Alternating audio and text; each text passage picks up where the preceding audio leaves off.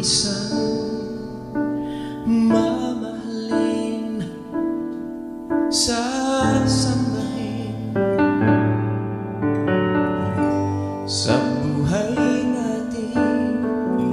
Mayroong isang bukod tangi sa lahat at iibigin ng tapat, ngunit sa di sinasadyang pagkakataon at para bang ika'y nilalaro ng panahon, may ibang makikilala at sa Noche Buena ay magkakasama.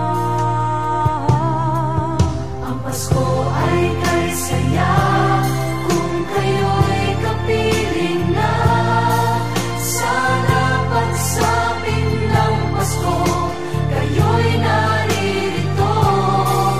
Kahit pa malayo ka, kahit nasaan ka pa, maligayang pati para sa inyo sa araw ng Pasko.